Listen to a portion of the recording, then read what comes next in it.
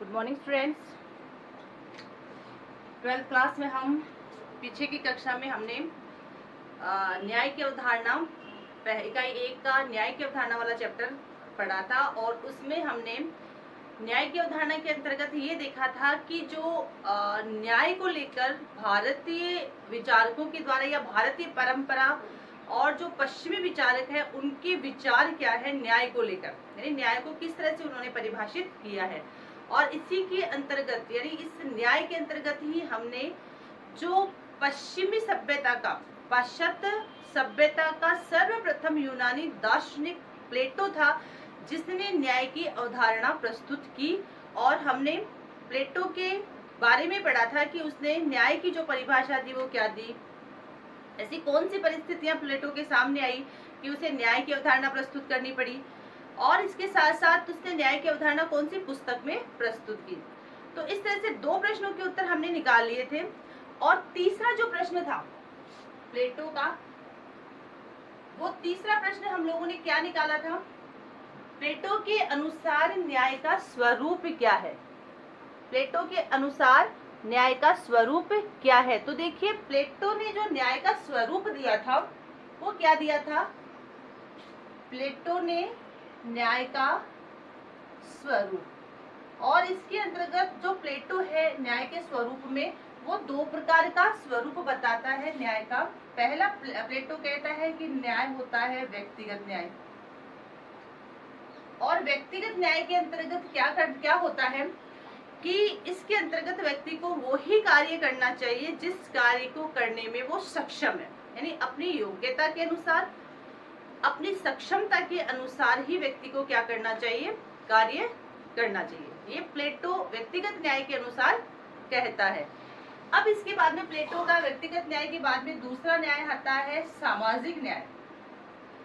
प्लेटो का देखिए जितना महत्वपूर्ण व्यक्तिगत न्याय है उससे भी ज्यादा प्लेटो का महत्वपूर्ण जो न्याय है वो है सामाजिक न्याय। किस तरह से प्लेटो का सामाजिक न्याय महत्वपूर्ण है, अगर हमने प्लेटो के सामाजिक न्याय का अध्ययन कर लिया, यानी इसको अगर हम लोगों ने समझ लिया, तो हमें ये मानकर चलना होगा कि हमें प्लेटो का जितना भी न्याय को लेकर उसके जो विचार थे वो सारे हमें समझ में आ गए। तो देखिए प्लेटो ने न्याय की जो अवधारणा प्रस्तुत की उसका आधार क्या माना, उन्होंने किस तरह से न्याय को उन्होंने परिभाषित किया। प्लेटो कहता है कि व्यक्ति की आत्मा में 3 गुण होते हैं, आत्मा में 3 गुण होते हैं। 3 गुण होते हैं और प्लेटो के अनुसार ये 3 गुण कौन से होते हैं। पहला जो गुण होता है वो होता है बुद्धि, दूसरा जो गुण होता है वो होता है शौर्य, तीसरा जो गुण होता है वो पहला बुद्धि, दूसरा शौर्य और तीसरा होता है तृष्णा। तृष्णा का मतलब लालसा या इच्छा। तो देखिए आत्मा में कितने गुण होते हैं, आत्मा में 3 गुण बताए प्लेटो ने, पहला बुद्धि, दूसरा शौर्य और तीसरा तृष्णा। ठीक है। अब जैसे आत्मा में ये तीनों गुण होते हैं, ये तीनों ही गुण अपने अपने निर्दिष्ट कार्य को करते हैं। बुद्धि अपना कार्य करती है, वीरता वाला जो गुण है वो पक्ष है वो अपने हिसाब से कार्य करवाता है आत्मा को, यानी तीनों ही गुण मिलकर क्या करते हैं, आत्मा को संतुलित करते हैं। उसी प्रकार प्लेटो कहता है कि समाज में भी 3 वर्ग होते हैं, यानी प्लेटो ने इसके अनुसार क्या किया, समाज के 3 वर्ग बता दिए। प्लेटो ने आधार किसको माना है, आत्मा के तीनों गुणों को आधार मानते हुए सामाजिक न्याय को समझाने का प्रयास किया है। तो समाज के कितने वर्ग होते हैं, उसने कहा समाज के भी 3 वर्ग होते हैं, जिसमें तो बुद्धि में किसमें आ गया, शासक, ठीक है। शौर्य में कौन आ गया, रक्षक, और तृष्णा में कौन सा आ गया, उत्पादक। तो ये तीनों वर्ग आ गए, यानी समाज में ये तीनों वर्ग होते हैं जो समाज को संतुलित करते हैं। अब देखिए शासक वर्ग में कौन आता है, शासक वर्ग में आता है राजा। रक्षक वर्ग में कौन आता है, रक्षक वर्ग में आता है सैनिक। और उत्पादक वर्ग में कौन आता है, किसान या व्यापारी, किसान व्यापारी, ठीक है, ये आते हैं। अब इनके आधार पर सामाजिक न्याय को वो किस तरह से स्पष्ट कर रहा है, तो ये हमें देखना होगा। तो देखिए, जिस व्यक्ति में बुद्धि तत्व की प्रधानता होगी, समाज में जिसमें बुद्धि होगी, विवेक होगा, वो क्या होगा? शासक होगा, यानी राजा होगा, वो राज करेगा, शासन करेगा। जिसमें शौर्य यानी वीरता का जो गुण आएगा, साहस का जो गुण आएगा, वो कौन सा वर्ग होगा? वो होगा सैनिक वर्ग, ठीक है। और इसके बाद में आता है तृष्णा, जिसमें लालसा होगी, चीजों को उत्पादित करने की इच्छा होगी, यानी लालसा होगी, इच्छा होगी, तृष्णा होगी, वो कौन से वर्ग में आएगा? वो आएगा उत्पादक वर्ग में। तो जिसमें बुद्धि होगी वो शासक होगा, वो राजा होगा और राज करेगा। जिसमें शौर्य वीरता होगी वो रक्षा का कार्य करेगा, और वो कौन सा वर्ग होगा? सैनिक वर्ग होगा। जिसमें तृष्णा या इच्छा ज्यादा होगी, लालसा ज्यादा होगी वस्तुओं को लेकर, वो उत्पादक वर्ग में आएगा। और उत्पादक वर्ग में कौन आता है? किसान और व्यापारी आते हैं। अब ये तो हमने समाज के 3 वर्ग तो इसने समझा दिए, पर इसके माध्यम से सामाजिक न्याय किस तरह से स्पष्ट हुआ? प्लेटो कहता है कि ये जिस प्रकार आत्मा के तीनों गुण अपना अपना निर्दिष्ट कार्य करते हैं, अपना अपना निर्धारित कार्य करते हैं, एक दूसरे के कार्यों में हस्तक्षेप नहीं करते हैं, ताकि आत्मा का संतुलन बना रहे, ठीक है। इसी प्रकार ये समाज के 3 वर्ग है। ये तीनों वर्ग, समाज के तीनों वर्गों को क्या करना होगा? अपना निर्दिष्ट कार्य करना चाहिए। जिस कार्य को करने में वो योग्य हैं, जिस कार्य को वो आसानी से कर पाते हैं, या जिस कार्य को करने में उनको सक्षमता हासिल है, उन व्यक्तियों को क्या करना चाहिए?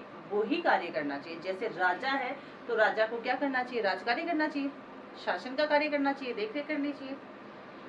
और जो रक्षक है, सैनिक वर्ग है, उसे क्या करना चाहिए? रक्षा का कार्य करना चाहिए।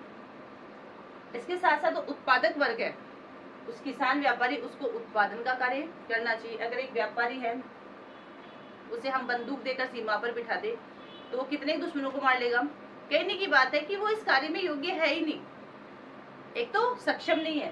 तो समाज के ये जो तीनों वर्ग हैं, ये भी समाज में अपना अपना कार्य करें और दूसरों के कार्य में किसी प्रकार का हस्तक्षेप ना करे। यानी राजा अपना कार्य करे, सैनिक अपना कार्य करे, किसान अपना कार्य करे, और दूसरों के कार्यों में किसी प्रकार का कोई हस्तक्षेप ना करे। क्योंकि प्लेटो कहता है कि अगर तीनों ही वर्ग अपना अपना कार्य करेंगे जो निर्धारित है, तो समाज में किसकी स्थिति बनी रहेगी?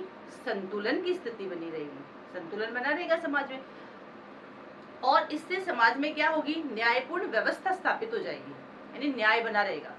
अगर इनमें से एक भी वर्ग दूसरे वर्ग के कार्यों में दखल देता है, हस्तक्षेप करता है, तो समाज में न्याय की स्थिति नहीं स्थापित हो पाएगी, यानी न्यायपूर्ण वातावरण होगा ही नहीं, तो सामाजिक न्याय कैसे बनेगा?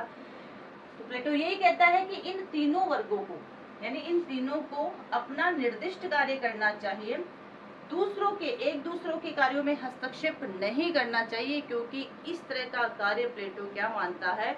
अनिष्टकारी मानता है, कल्याणकारी मानता है, अहितकारी मानता है। वो कहता है कि इस तरह का कार्य समाज के लिए हित में नहीं होता है और इस तरह से सामाजिक न्याय की स्थापना नहीं की जा सकती है। तो देखिए, ये प्लेटो का सामाजिक न्याय है। आपकी किताब के एक पैराग्राफ में दिया हुआ है प्लेटो का हालांकि न्याय की अवधारणा, और उसका व्यक्तिगत और सामाजिक न्याय दोनों दिए हुए हैं। तो देखिए, ये व्यक्तिगत और सामाजिक न्याय, ये हमने समझा कि व्यक्ति को अपनी सक्षमता के अनुसार कार्य करना चाहिए। सामाजिक न्याय के अनुसार प्लेटो कहता है कि इस तरह से 3 वर्ग होते हैं समाज में, तीनों को अपना निर्दिष्ट कार्य करना चाहिए। इसके साथ साथ ही प्लेटो ही पहला पश्चिमी विचारक था जिसने न्याय पर सबसे पहले अपने विचार प्रस्तुत किए। कहने की बात यह है कि ये जो सारी बातें हैं न्याय को लेकर प्लेटो की, तो उसके सामने ऐसी परिस्थितियां उत्पन्न हुई कि उसको इस तरह से न्याय की अवधारणा प्रस्तुत करनी पड़ी, न्याय का स्वरूप देना पड़ा। क्योंकि उस समय जो प्रचलित सिद्धांत थे, उन सिद्धांतों से प्लेटो असहमत था, और ये जो न्याय की उसे प्रेरणा मिली थी वो अपने गुरु सुकरात की वजह से मिली थी। यानी तात्कालिक न्याय व्यवस्था के कारण सुकरात को फांसी की सजा दी गई थी, और इस बात का प्रभाव प्लेटो पर काफी प्रभाव पड़ा था। जो प्लेटो के गुरु थे सुकरात, तो काफी प्रभाव पड़ा, और न्याय की खोज में कहता है कि वो गंगा नदी के तट तक आ गया था। जब उसे न्याय का समझ में आया तो वो वापस यूनान गया, और वहां जाकर उसने अकादमिक नाम से एक स्कूल खोला, और उसमें उन्हीं व्यक्तियों को ऐसे बाहर लिखवा दिया कि जो गणित में सक्षम है, जिसको गणित आती है, वही व्यक्ति इसमें एडमिशन ले, वही बच्चा इसमें एडमिशन ले। यानी न्याय की स्थापना करने के लिए उसने क्या किया, उसकी जो प्रेरणा मिली थी सुकरात से, उसे उन्होंने आगे बढ़ाया और इस तरह से समाज में उसने व्यक्तिगत और सामाजिक न्याय के स्वरूप प्रदान किए। ये तो देखो अपने आती है प्लेटो की। अब इसके बाद में आता है प्लेटो का शिष्य, यूनान में गुरु शिष्य परंपरा देखेंगे हम। प्लेटो यहाँ कंप्लीट हो गया है। आपकी बुक में भी प्लेटो के लिए एक पैराग्राफ दिया हुआ है व्यक्तिगत तो सामाजिक न्याय का। अगर वहाँ वाली लैंग्वेज आपको थोड़ी सी लगे कि ऐसे समझ में नहीं आ रहा, तो आपको अलग अलग निकाल लेना है व्यक्तिगत न्याय क्या है और सामाजिक न्याय में, यानी आत्मा के 3 गुणों से समाज के इन तीनों पक्षों को प्लेटो समझाता है और इसके माध्यम से यही कहता है कि तीनों वर्गों को अपना कार्य करना चाहिए, दूसरों के कार्यों में हस्तक्षेप नहीं करना चाहिए, क्योंकि ऐसा करना प्लेटो अनिष्टकारी मानता है।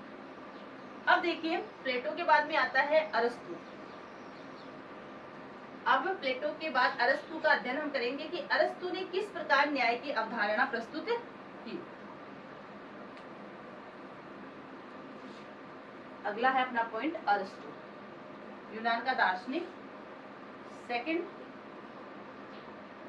अरस्तु, यूनान में जो गुरु शिष्य परंपरा चली थी वो देखिए किस तरह से चली थी। जैसे पहले मैंने आपको बताया सुकरात, सुकरात का शिष्य कौन था, प्लेटो, और प्लेटो का शिष्य कौन था, अरस्तु। ये गुरु शिष्य परंपरा है यूनान का दार्शनिक। अब अरस्तु के लिए रिकॉर्ड हैं हम, क्या बात इसके लिए बहुत महत्वपूर्ण है। यूनान का दार्शनिक, सबसे पहले यूनानी दार्शनिक व राजनीतिक विचारक। पहली बात यूनानी दार्शनिक व राजनीतिक विचारक या राजनीतिक विचारक।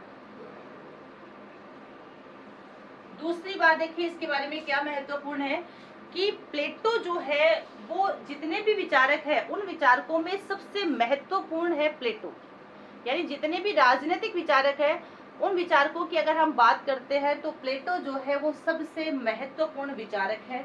सभी महत्वपूर्ण अपनी जगह, लेकिन प्लेटो के जो विचार अरस्तु के जो विचार है वो काफी महत्वपूर्ण है।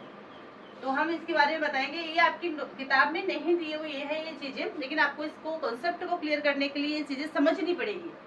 सबसे महत्वपूर्ण राजनीतिक विचारक,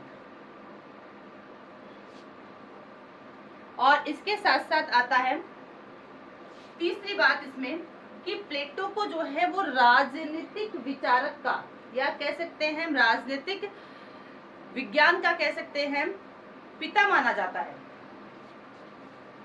अरस्तु को राजनीतिक विज्ञान का पिता माना जाता है, पिता माना जाता है। देखिए 3 बात इसके लिए बहुत महत्वपूर्ण है। ये यूनान का प्रसिद्ध दार्शनिक और राजनीतिक विचारक है, सबसे महत्वपूर्ण राजनीतिक विचारक है, और इसके साथ साथ अरस्तु को राजनीतिक विज्ञान का क्या माना जाता है, पिता माना जाता है, यानी सर्वश्रेष्ठ माना जाता है। तो ये 3 बातें जो है वो अरस्तु के लिए महत्वपूर्ण है। अब हम आते हैं कि अरस्तु ने किस तरह से न्याय की अवधारणा प्रस्तुत की। तो देखिए अरस्तु की जो न्याय की अवधारणा का जो स्वरूप है, अगर हम उन स्वरूपों को समझ लेते हैं, यानी न्याय की उसने किस तरह से विभाजन किए, न्याय की अवधारणा प्रस्तुत किस तरह से की, तो वो हमें सारी बातें क्लियर हो जाएगी। तो देखिए अरस्तु की जो एक प्रसिद्ध पुस्तक देखते हैं, कौन सी का नाम आता है प्रसिद्ध पुस्तक का। तो अरस्तु की जो प्रसिद्ध पुस्तक थी वो थी पॉलिटिक्स, ये उसकी प्रसिद्ध पुस्तक है। परंतु इस पुस्तक में उसने अपने राजनीतिक विचारों को प्रस्तुत नहीं किया। ये बात बहुत महत्वपूर्ण है कि अपने जो राजनीतिक विचारक जो है या न्याय की जो अवधारणा है उन्होंने इस प्रसिद्ध पुस्तक पॉलिटिक्स में प्रस्तुत नहीं की, बल्कि उन्होंने न्याय की जो विचारधारा है, न्याय की जो अवधारणा है, वो कौन सी पुस्तक में प्रस्तुत की, वो प्रस्तुत की एथिक्स में। ये उसकी प्रसिद्ध पुस्तक है जिसमें उसने न्याय की अवधारणा प्रस्तुत की। यानी पुस्तक का नाम तो पॉलिटिक्स है, प्रसिद्ध पुस्तक है। जैसे प्लेटो की प्रसिद्ध पुस्तक रिपब्लिक, जिसमें उसने न्याय की अवधारणा प्रस्तुत की, और अरस्तु की प्रसिद्ध पुस्तक है पॉलिटिक्स, परंतु उसने न्याय की जो अवधारणा थी वो एथिक्स में प्रस्तुत की। ये बात बहुत महत्वपूर्ण है, ये बात ध्यान रखनी होगी। हालांकि आपकी किताब में दिया हुआ नहीं है, फिर भी आपको ये ध्यान रखना होगा कि अरस्तु ने न्याय की जो अवधारणा थी वो कौन सी पुस्तक में प्रस्तुत की। अब हम देखते हैं अरस्तु के न्याय संबंधी विचार। अरस्तु ने अपने न्याय संबंधी जो विचार है वो किस तरह से न्याय का स्वरूप दिया, किस तरह से उन्होंने न्याय की अवधारणा प्रस्तुत की, तो ये बात बहुत महत्वपूर्ण है अरस्तु के लिए। तो देखिए, अरस्तु ने न्याय का स्वरूप, अरस्तु के अनुसार न्याय का स्वरूप क्या है, तो अरस्तु ने न्याय को दो भागों में बांटा। पहला उसने क्या किया, वितरणात्मक न्याय। अरस्तु ने न्याय के स्वरूप के लिए न्याय का विभाजन दो भागों में किया, वितरणात्मक न्याय पहला ये है, और दूसरा कौन सा है, सुधारात्मक न्याय। दूसरा है सुधारात्मक न्याय। अब हमें, अगर हमने वितरणात्मक और सुधारात्मक न्याय को समझ लिया तो ये मानकर चलते हैं कि हमें अरस्तु का जो न्याय संबंधी विचार वो समझ में आ गया। तो सबसे पहले हम लेते हैं वितरणात्मक न्याय। सबसे पहले हम लेते हैं वितरणात्मक न्याय, और देखिए इसमें वितरणात्मक न्याय का, देखिए यहाँ वितरण करना है शब्द, और इसी से हमें सारा निकालना पड़ेगा। अरस्तु क्या कहता है कि राज्य में पद, प्रतिष्ठा, सम्मान,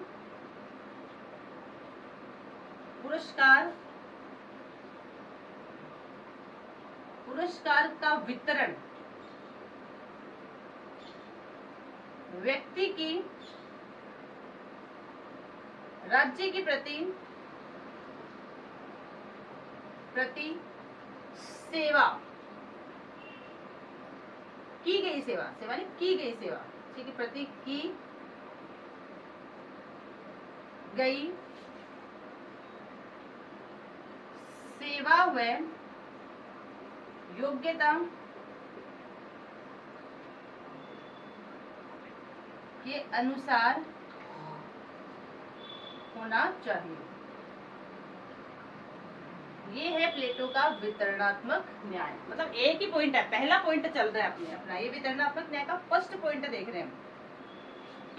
प्लेटो कहता है कि एक राज्य में व्यक्ति को पद, प्रतिष्ठा, सम्मान, पुरस्कार सब दिया जाता है, लेकिन यहाँ इसको लेकर अरस्तु के क्या विचार है। अरस्तु कहता है कि समाज के, राष्ट्र के द्वारा व्यक्ति को पद, प्रतिष्ठा, सम्मान, पुरस्कार सब देना चाहिए, परंतु कब देना चाहिए ये देखना चाहिए कि एक तो उसने उस राष्ट्र के प्रति कितनी सेवा की है, और इसके साथ साथ क्या वो उस योग्यता को, उस पद, सम्मान, पुरस्कार को ग्रहण करने के योग्य है क्या। इन दो बातों का ध्यान रखना होगा। जैसे मान लो कोई दूसरे देश का वैज्ञानिक है, अपने ही दूसरे देश में ही रिसर्च करता है, आविष्कार करता है, तो क्या भारत के द्वारा, भारतीय सरकार के द्वारा, भारत राज्य के द्वारा उसे क्या करना चाहिए, सम्मानित करना चाहिए। अरस्तु कहता नहीं करना चाहिए। क्यों? क्योंकि ये देखना चाहिए कि उसने अपने भारत के लिए किस तरह की सेवा का कार्य किया है और क्या वो उसको पद को ग्रहण करने में योग्य है। ये कहता है कि सम्मान, पद, प्रतिष्ठा सब देना चाहिए, परंतु कब देना चाहिए ये देखना चाहिए कि उसने राज्य के प्रति कौन सी सेवा की है, कोई कार्य किया है क्या, और उसको वो ग्रहण करने में योग्य है क्या। इन दो बातों का हमें ध्यान रखना चाहिए। हालांकि भेदभावपूर्ण कह सकते हैं कि इस तरह से तो कोई भेदभाव की स्थिति पैदा हो सकती है, लेकिन अरस्तु के अनुसार यही वितरणात्मक न्याय है। इसका पहला पॉइंट ये, दो पॉइंट दिए थे इसमें वितरणात्मक न्याय को समझाने के लिए, तो इस तरह से पहला पॉइंट अपना ये आता है, और दूसरा जो इसी का पॉइंट रहेगा, यानी इसी के जो बिंदु है वो रह रहा है कि प्लेटो कहता है कि समाज में वितरण हो पद, प्रतिष्ठा, सम्मान का, लेकिन वो किसके अनुपात में होना चाहिए। क्योंकि हम अगर वितरणात्मक न्याय की बात करते हैं तो वितरणात्मक न्याय को क्या कहते हैं, समानुपातिक न्याय भी कहते हैं। वितरणात्मक न्याय को क्या कहते हैं, समानुपातिक न्याय भी कहते हैं। ठीक है, ये वितरणात्मक न्याय का पहला बिंदु है। वितरणात्मक न्याय का दूसरा नाम क्या है, समानुपातिक न्याय।